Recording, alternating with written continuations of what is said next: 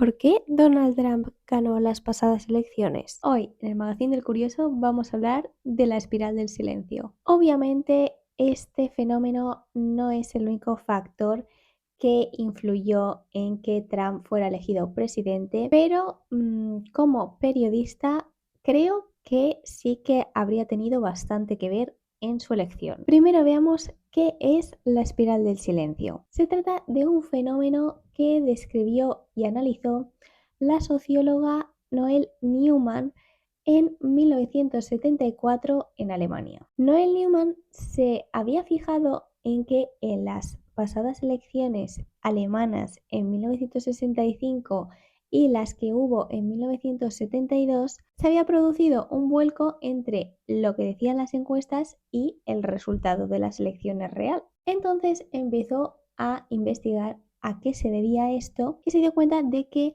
la percepción de la opinión pública era muy importante en los procesos electorales. Pero para explicarlo de forma sencilla, nos basaremos, por ejemplo, en uno de los test que esta socióloga hizo para averiguar lo que estaba ocurriendo. Se llama el test del tren. A los miles de participantes se les planteaba una situación y debían contestar a unas preguntas. La situación era que se encontraban en un largo trayecto de tren y al lado se encontraba una persona que empezaba a hablar sobre un tema controvertido, ya sea el aborto o que estaba en contra de cierta religión, etc. Entonces te preguntaban si estarías dispuesto a hablar de tu punto de vista en caso de ser contrario de la persona que tenías al lado, porque es un trayecto muy largo y vas a tener que aguantar a esa persona todo el rato hablando de su visión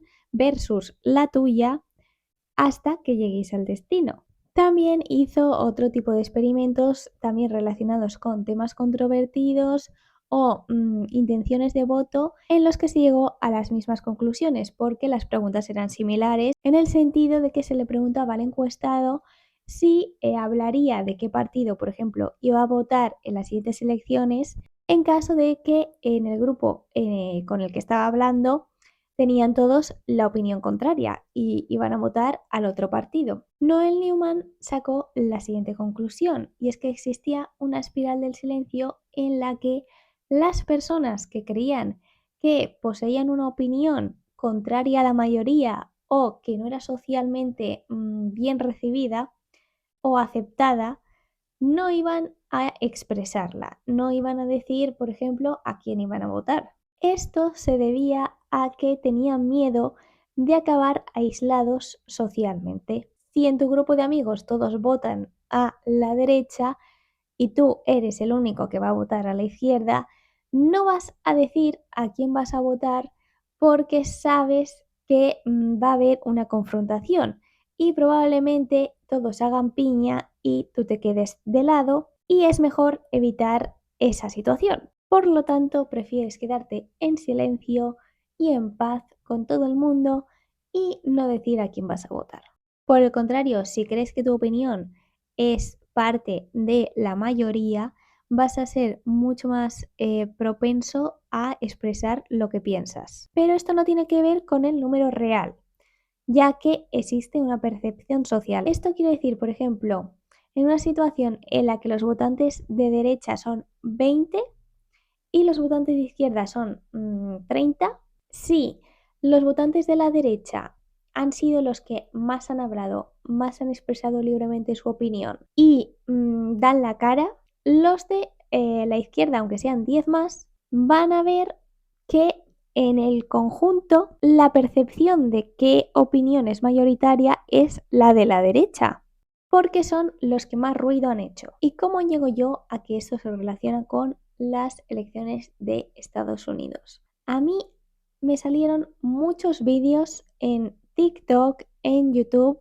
de personas realizando preguntas a gente random en la calle en diversos lugares de Estados Unidos sobre quién iban a votar. Y la verdad es que en los vídeos la mayoría decía que iba a votar a Donald Trump. Los que decían que iban a votar a Kamala estaban bastante cohibidos y además había mucha gente que no quería decir a quién iba a votar. Y resulta que hay algunos estudios que han analizado elecciones pasadas de Estados Unidos y la opinión republicana es la que suele predominar, es decir, los republicanos tienden a ser más abiertos en expresar su intención de voto. Esto en una forma práctica se traduce en que si tú eres un ciudadano de Kansas, estado donde gana Trump, no vas a ir proclamando que tu intención de voto es votar al Partido Demócrata cuando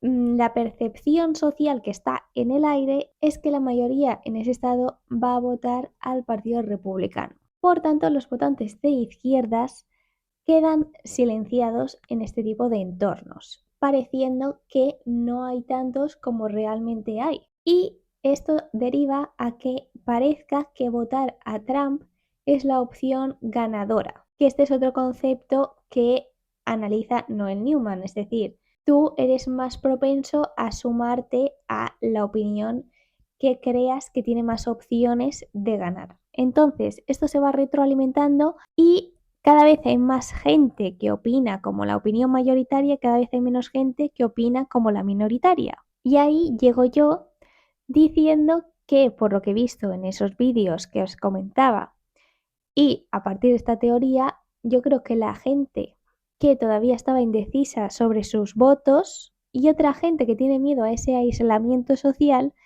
pues ha votado a Trump prácticamente por presión, por no llevar la contraria y por sumarse a esa opinión mayoritaria y ganadora. Y hasta aquí el vídeo de hoy, espero que os haya gustado, dejadme en los comentarios qué os parece y nos vemos en el siguiente.